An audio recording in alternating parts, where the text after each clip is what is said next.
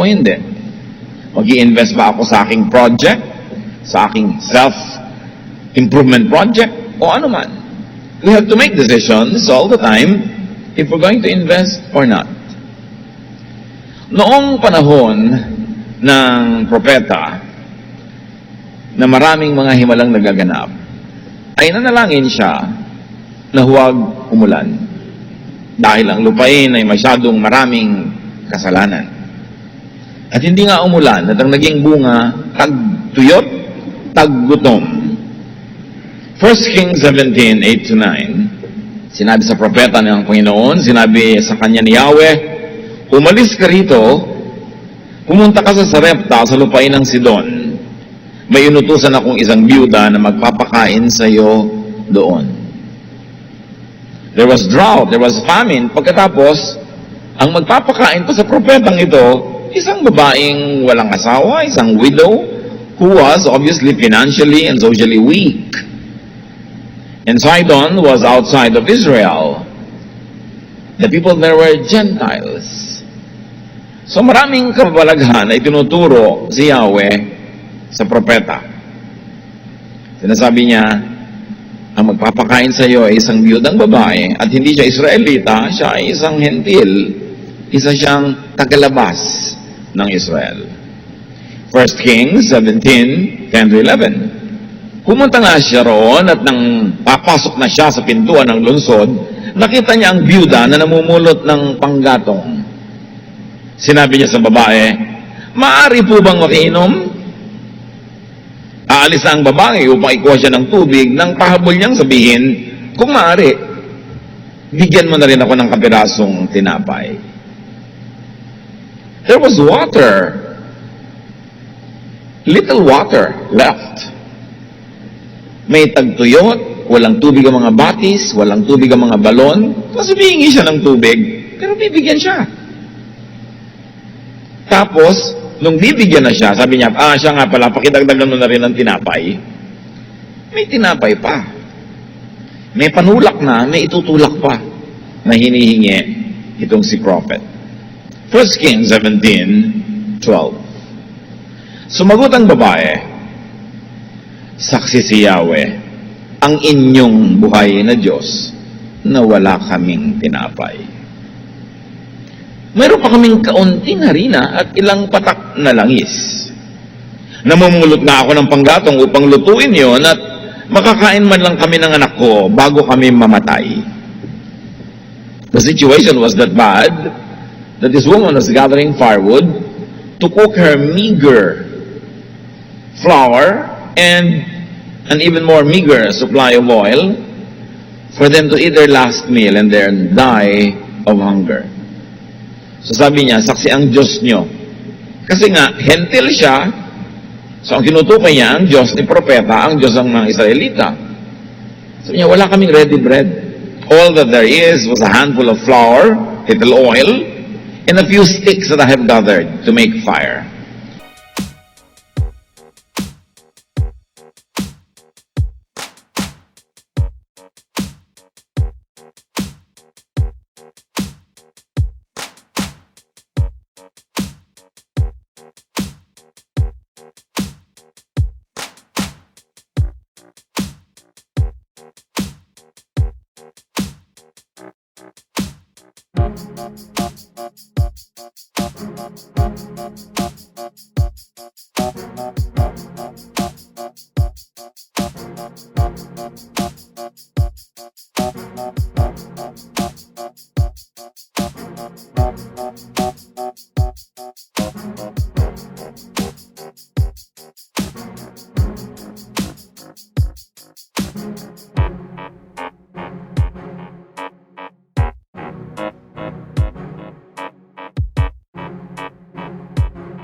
And she would make the last bread of their lives, expecting to die of hunger afterward.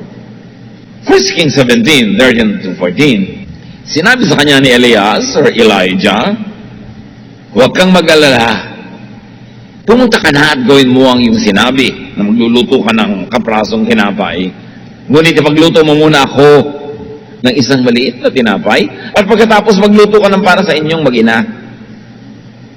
Sapagkat ganito ang sabi ni Yahweh, Diyos ng Israel, hindi ninyo mauubos ang harina sa lalagyan, at hindi rin matutuyo ang langis sa tapayan, hanggang hindi sumasapit ang takdang araw na papatakyan ni Yahweh ang ulan. Kaya ipagluto mo na ako. May pangako ang Diyos sa iyo, pinapasabi sa akin, yung konting harina mo na yan, hindi yan mauubos. Ganon din ang mangyayari sa yung konting langis. Hanggang umulan, tumubo ang mga halaman at makapamunga at kumain uli ang lahat ng tao normally, hanggang dumating yung oras na yon, hindi ka mauubusan ng kakainin.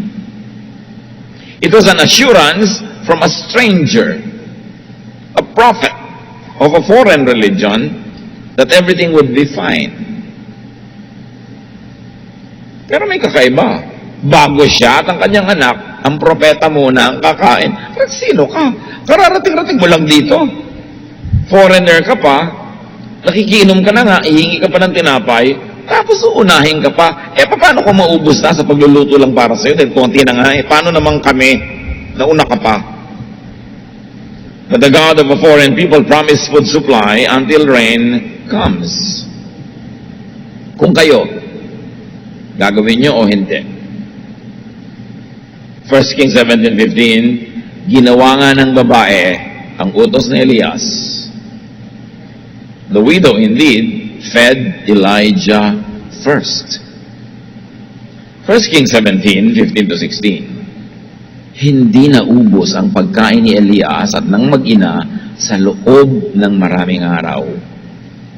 Hindi nga naubos ang harina sa lalagyan at hindi rin natuyo ang langis sa sisidlan, tulad ng sinabi ni Yahweh sa pamamagitan ni Elias. So sa pagtaktak ng babaeng ito ng kahuli-hulihang pulbos ng harina sa kanyang maliit na lalagyan, inaasahan niya, mangyayari ba o hindi ang pangako ng mama na to? Pero nung susunod na oras ng lutuan, pagbukas niya ng takip, may harina uli. Luto na naman siya. At yung darating ang oras ng pagluluto, ay merong laman yon, pati yung langis. Hindi talaga naubos. The flour and oil did not run out. What are some of the lessons from the widow on investment? Remember, investment ang ating topic. To invest or not, calculate risks and take them. Kailangan marunong ka magkwenta ng advantage, disadvantage, possibility, non-possibility, loss, gain, maging prayerful ka, maging matalino, and then kumilos. The poor widow was willing to give water, though it was scarce. That was planting. Isang uri ng pagtatanim sa isang tao hindi naman niya kilala, sa isang uri ng lupa na hindi niya alam kung mamumunga pa o hindi. But the irony of this is that there are times when we lose what we keep and we gain what we are willing to lose. Yun ang isang prinsipyo ng investment, ng pamumuhunan. At may mga panahon na kung ano yung ibinibigay mo, siyang bumabalik sa iyo. At kung ano yung ipinagkakait mo sa iba at buong kasakiman mong sinasarili, yun ang nawawala. Maraming ganong kabalintunaan ang buhay. Another irony is that when there are times when we receive what we give away. That if you are discerning, you give away what you want to keep. Because there are times when what you selflessly keep is what is taken from you.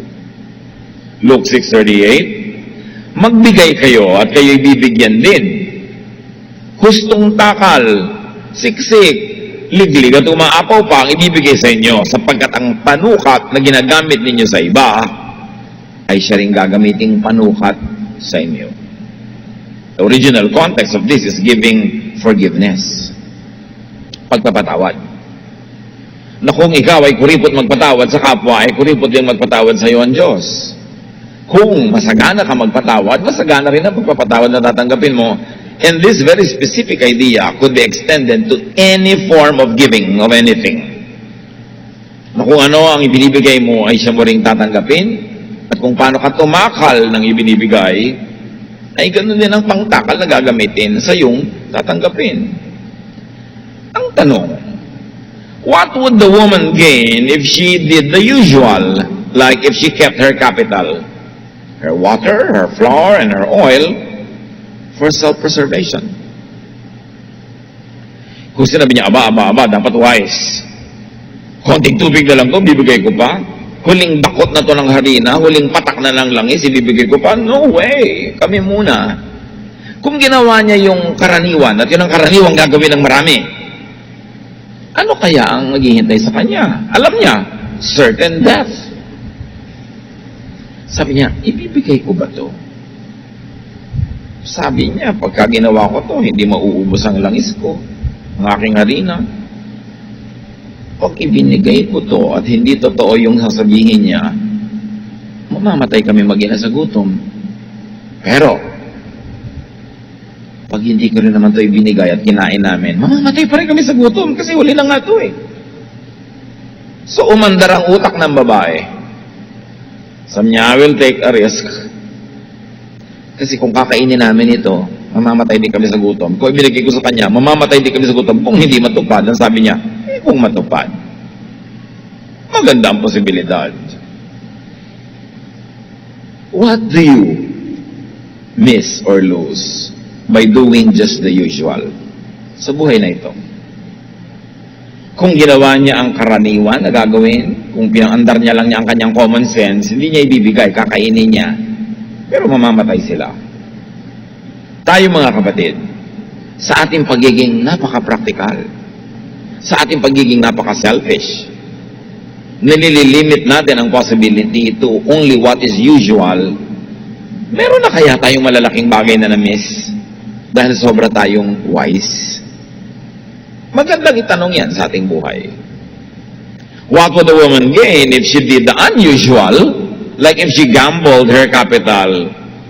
Sabi niya, mukha na mababayad. At saka propeta, obviously, nagsasabi siya tungkol sa Diyos nila na may pangako. Tataya ba ako dito o hindi? Pag hindi ako tumaya, kakainin namin mag-ina ang food namin, pero mamamatay din kami. Pag tumaya ako dito at natalo, mamamatay kami. Pero paano kung nanalo yung taya ko? Paano kung totoo yung pangako? There was the possibility of having an ending supply and many, many meals. What possibilities await you if you would only take your leap of faith? Anong mga posibilidad na naghihintay sa atin kung tayo'y mananalig at kikilos tayo ayon sa pananalig na yon? Take note that this widow was willing to give water to a stranger. Hindi niya kilala, bibigyan niya ng tubig, konti na lang nga yung tubig. Pero, isipin niyo mga kapatid, what would happen had she given it to someone she knew? Kapitbahay nila, kaibigan niya, kamag-anak niya, nakilala niya. Ano mangyayari kung doon niya ibinigay yung tubig? Nothing! Kilala nga niya yung mga yon. So, alam na niya ang limitasyon ng mga yon at katulad lang nila na gutom din at uhaw yung mga yon. So, pag ibinigay niya sa kanyang kilala, wala mangyayari. What if she gave the water to someone she didn't know? Like the prophet, there was the possibility that something new, unexpected, extraordinary would happen. So meron kang konting-konting inumin. Ito yung tao na mukhang baka Diyos nga, propeta, may sinasabi siyang mga himala at mga pangako. Ibibigay niyo ang tubig niyo sa pinsan niyo, sa kakilala niyo, na alam niyo wala namang mangyayari, inumin lang niya yun. O, magre-risk kayo na ibigay ito sa someone na may posibilidad na wala mangyari, pero may posibilidad din na may mangyari. She took her calculated risk and gave her water and her bread to the man of God. The poor widow was willing to give water to God's prophet, though she was a Gentile. The widow took a wise, calculated risk. Hindi yun careless gamble. Kumandar din ang kukote ng babaeng ito. The widow took a leap of faith. Hindi naman lahat pwedeng ipaliwanag eh. Hindi naman pwede lahat may assurance. Kailangan may factor ng faith. Pero matapos niya in-narrow down ang choices niya, sinasabi niya siguro, ang tagal-tagal lang may tagbutom, ang dami lang namatay sa gutom, ba't buhay pa itong propeta na to? Ay, pinagpapala nga siguro ito ng Diyos. So bakit naman ako hindi babakas sa Kanya? Bakit ka naman hindi makikiangkas sa isang pinagpapala? Bakit ka naman hindi makikipagbabutihan sa isang pinagpapala? Why not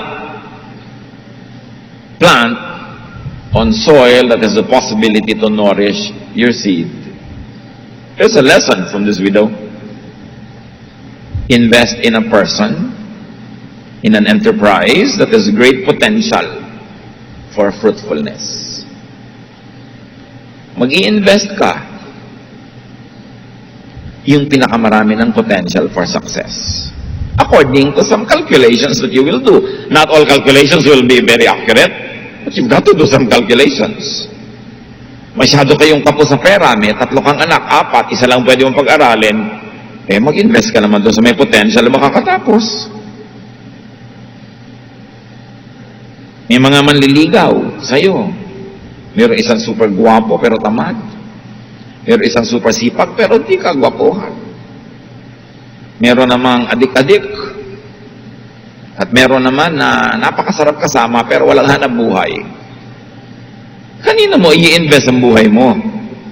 Dapat ka mag-isip-isip. Paandarin mong utak mo dyan kasi investment yun. Ipaplant mo yun eh. Sino ang pinakamaraming potential na tumubo? Meron ka iba-ibang talento. Nag-iisip ka, ano kaya ang business na gagawin ko sa buhay?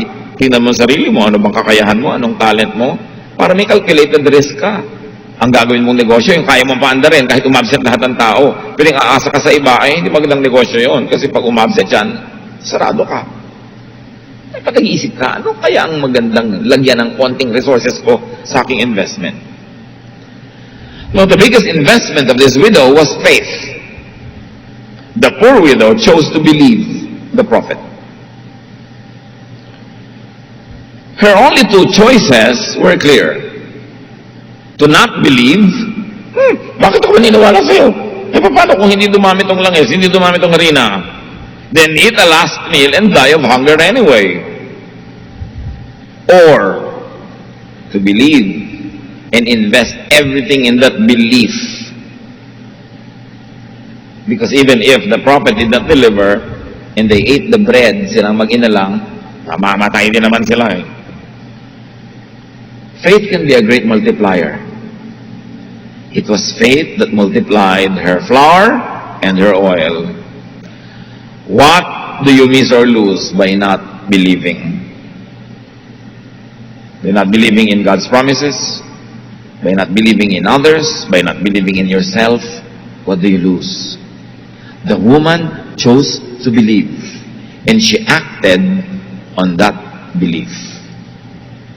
Naniniwala ka na gusto ng Diyos na maglingkod ka, di maglingkod ka, naniniwala ka pala eh. Naniniwala ka na pagpapalain ng Diyos ang isang gawain na tama at mabuti, di gawin mo, and put everything behind it. Kaya nga nag-i-invest ka sa iyong pananalig. After all, if it did not work, she and her son would die of hunger just the same. So why not take the possibility of blessing? If it did work, they would survive the famine. So there was more to gain in believing than in not believing. And in your own case, what would you lose if you believed? What would you gain if you believed? Pero marami naman naniwala, 1, 2, 3 pala. Yung palang mga mag-i-invest ka ng 1,000 in 1 week, 2,000 na. Wow, tumubo ka, ganado-ganado ka. Gagawin ng 4,000 sa susunod. Mamaya, lahat ng earring mo, nakasangla na, hinukay mo pa yung bangkay ng lola mo, kinuha mo yung tungipin, ginto niya para isama mo, lahat na, nag-invest sa mga kamag-anak mo na kumikita ako, tapos mamaya na 1, 2, 3 ka. May mga paniniwala doon na napapahamak ka. Kaya dapat, calculated risk. And if it's too good to be true, it's probably not true. Unless in this very beautiful age of miracles nila Elijah and Elisha. Yung sabi mo, yung pera ko dadami ng dadami. Bakit? Tapos may masabi, alam mo, mag-invest ka dito. Dadami ang pera mo. Sigurado to. Kung sigurado to, ba't hindi lang yung mga kamag-anak mo pag-investin mo? Ba't ako? Bakit? Love mo ba ako? At kung ang sagot mga kapatid ay hindi kita love, huwag ka maniwala. Napapakitain ka niya. Kasi kung siguradong kikita yon, siya na lang. Kamag-anak na lang niya, kaibigan na lang niya, hindi ka niya kaano-ano, ikaw ang papakitain niya, tapos naniniwala ka. Tapos iiyak-iyak ka pag natakbuhan. Parang, hello, 1 milyon na ang natakbuhan, napasali ka pa. Hindi ka ba nakikinig ng balita? Nabudol-budol ako eh. Kaya gagamitin mo utak mo para hindi ka maisahan. Huwag kang maniwala pag sobrang maganda. Lalo't yung nagbibigay sa'yo, hindi mo kaano-ano, hindi kanya mahal. Bakit ka naman niya bibigyan ng magandang opportunity? Siyempre, unahin na niya sarili niyang kamag-anak at kaibigan. Don't believe such promises. This woman almost had nothing to lose. Kaya mas madali sa kanyang pumili ng tamang gawin. Tungkol sa pananalig, sabi ng mga humihingi ng himala kay Jesus, kung may magagawa po kayo, gawin niyo sana sa amin. Mark 9:23, kung may magagawa ako, sabi ni Jesus, mangyayari ang lahat sa sinumang may pananampalataya. Huwag ako ang pag-usapan natin dito na ako ang gagawa ng himala. No. Kung may pananampalataya ka, may mangyayari sa'yo. It's not about me. It's about your faith. Malinaw yan. Laging sinasabi ni Jesus, your faith healed you. Halos sabihin na lang niyang, not me, but your faith.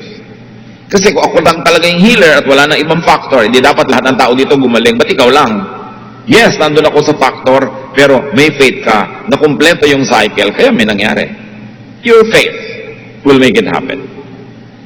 James 1:6-8, subalit ang humihingi ay dapat magtiwala sa Diyos at huwag mag-alinlangan, sapagkat ang nag-aalinlangan ay parang alon sa dagat na itinataboy ng hangin kahit saan. Huwag umasang tatanggap ng anuman mula sa Panginoon ang taong pabago-bago ang isip at di alam kung ano talaga ang nais niya. So kailangan buo ang loob, buo ang pananalig para may mangyari sa buhay. Hindi atras-abante, kukuli, nagbabagong loob at paiba-iba ng isip.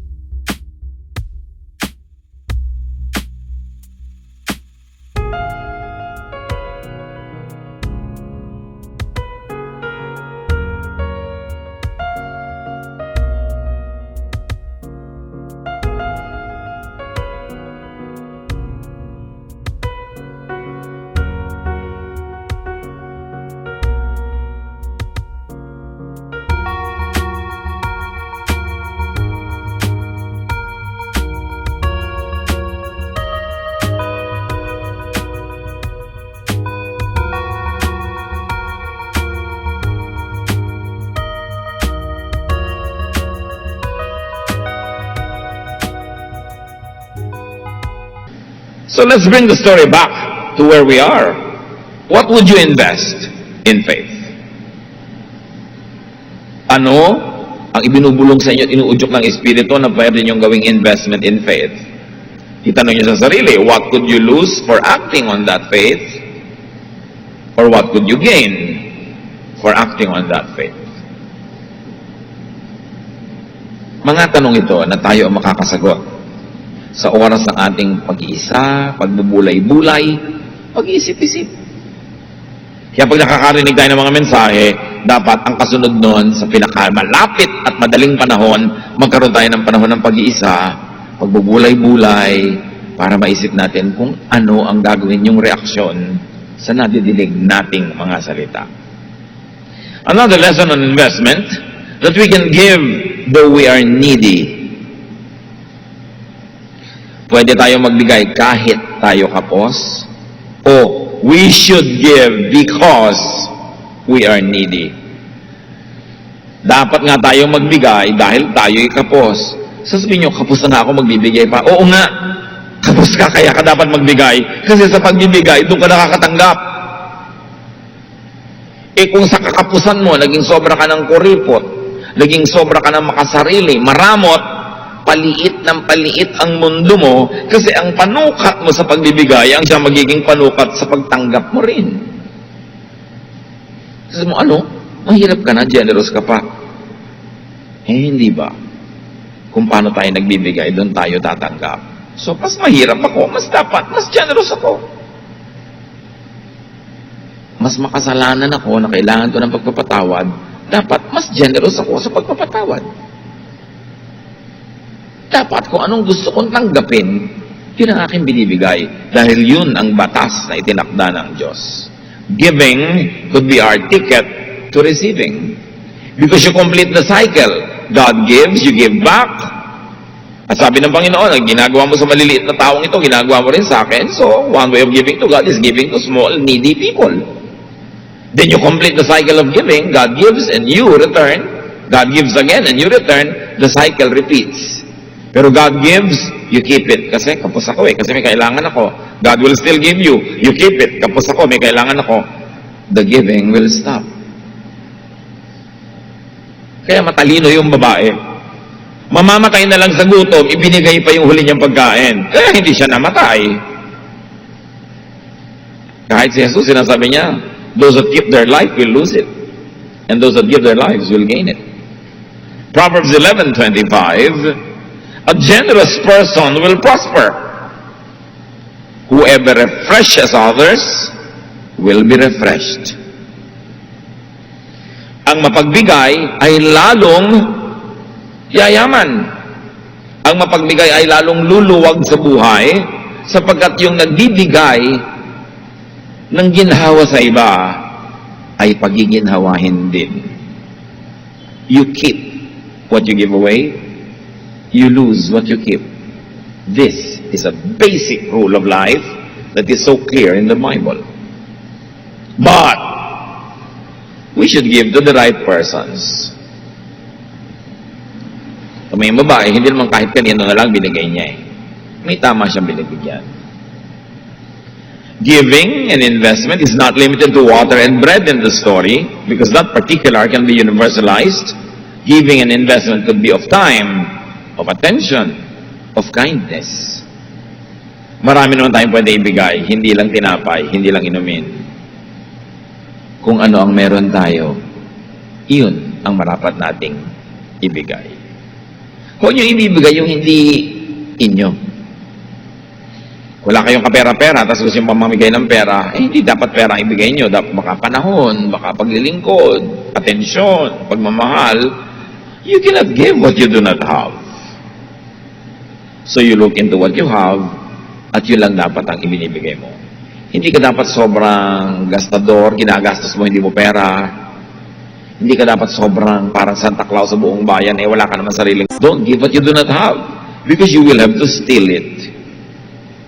But you always have a lot, so much to give. Look into that and give from that. We could give away what we like to receive in life. Like attention, or love, understanding, or help, many more. Maraming lesson ang kwentong ito. At isa dyan that God's work, God's power and favor was not limited to Israelites. Ang dami-daming balo sa Israel, ang pinaghimalaan ng Diyos sa pakainin, itong taga-Sidon, isang Gentile. Faith is not exclusive to Israelites or to the Jewish religion, because even this woman who was not of Israel exercised faith in the God worshipped by many Israelites. Ang kauna-unahang public sermon ni Jesus ay tungkol dyan. Luke 4:25-27. Once during the time of Elijah, there was no rain for 3.5 years. And people everywhere were starving. There were many widows in Israel, but Elijah was sent only to a widow in the town of Zarephath, near the city of Sidon. Sabi ni Jesus, ang dami-daming nagugutom na balo sa Israel noon, hindi ipinadala ang propeta sa kanila, kundi sa babaeng hindi Israelita. Verse 27, during the time of the prophet Elisha, Many men in Israel had leprosy, but no one was healed except Naaman who lived in Syria. Inulit pa ni Jesus, dalawang example. Ang mga Israelita kasi akala nila napaka-special nila. Favored sila ng Diyos, mahal sila ng Diyos, sila lang ang mahal, sila lang ang paborito. Ang unang public message ni Jesus ay ito, hindi kayo ka-special ng ginuguni-guni nyo. Katang isip nyo yan. Nakita nyo sa kasaysayan, noong nagkaroon ng 3.5 years of drought, sa isang balo sa labas ng Israel, nagpadala ng propeta para sila i-bless.